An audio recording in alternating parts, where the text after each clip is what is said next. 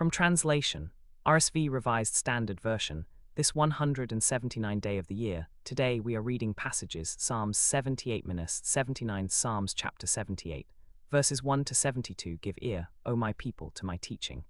Incline your ears to the words of my mouth. I will open my mouth in a parable. I will utter dark sayings from of old, things that we have heard and known, that our fathers have told us. We will not hide them from their children, but tell to the coming generation the glorious deeds of the Lord, and his might, and the wonders which he has wrought.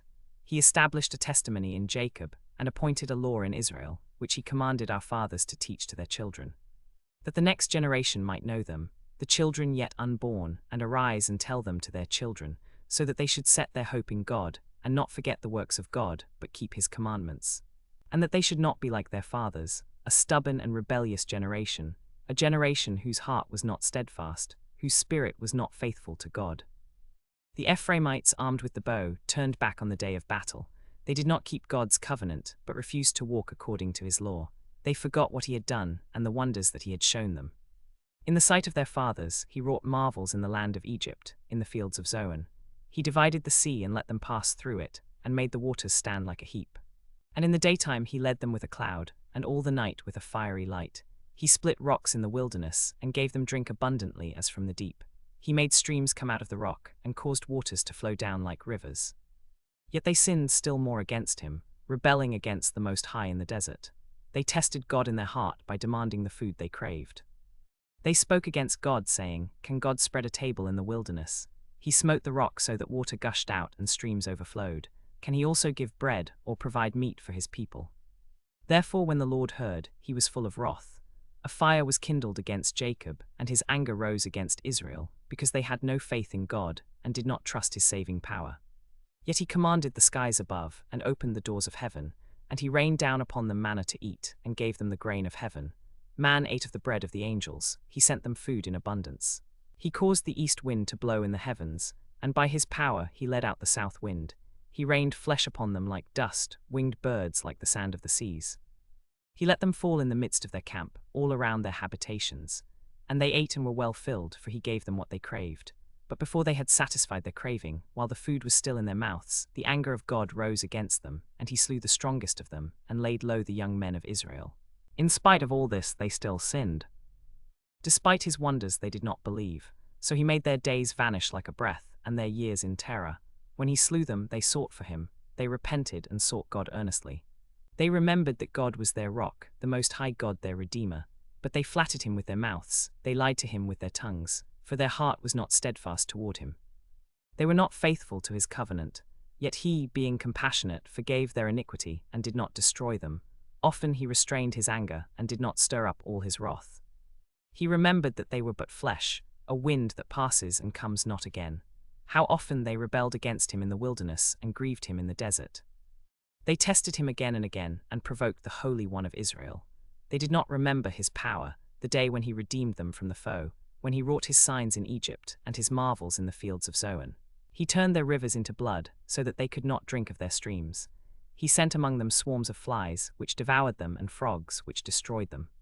He gave their crops to the caterpillar, and the fruit of their labor to the locust.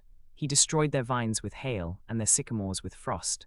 He gave over their cattle to the hail, and their flocks to thunderbolts. He let loose on them his fierce anger, wrath, indignation, and distress, a company of destroying angels. He made a path for his anger. He did not spare them from death, but gave their life over to the plague. He smote all the firstborn in Egypt, the first issue of their strength in the tents of Ham. Then he led forth his people like sheep, and guided them in the wilderness like a flock.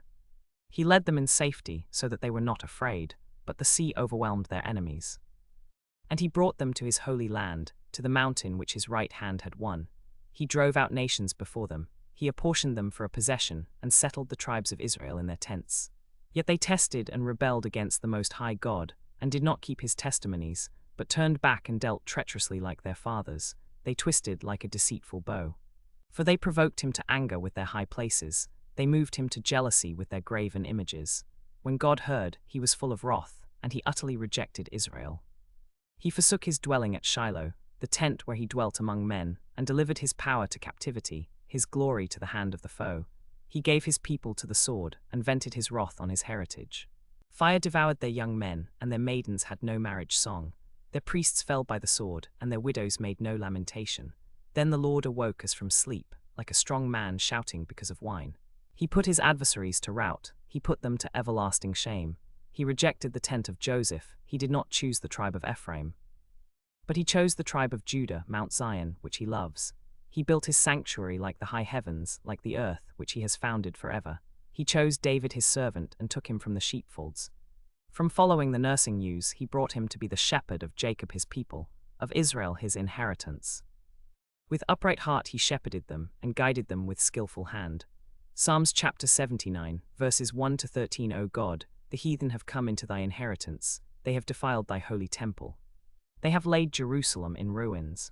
They have given the bodies of thy servants to the birds of the air for food, the flesh of thy saints to the beasts of the earth. They have poured out their blood like water round about Jerusalem, and there was none to bury them. We have become a taunt to our neighbors, a mockery and derision to those around us. How long, O Lord, wilt thou be angry forever? Will thy jealous wrath burn like fire? Pour out thy anger on the nations that do not know thee, and on the kingdoms that do not call on thy name. For they have devoured Jacob, and laid waste his habitation. Do not remember against us the iniquities of our forefathers. Let thy compassion come speedily to meet us, for we are brought very low. Help us, O God of our salvation, for the glory of thy name. Deliver us and forgive our sins for thy name's sake. Why should the nations say, where is their God? Let the avenging of the blood of thy servants be known among the nations before our eyes. Let the groans of the prisoners come before thee. According to thy great power preserve those doomed to die. Return sevenfold into the bosom of our neighbors the taunts wherewith they have taunted thee, O Lord. Then we thy people, the flock of thy pasture, will give thanks to thee forever. From generation to generation we will recount thy praise.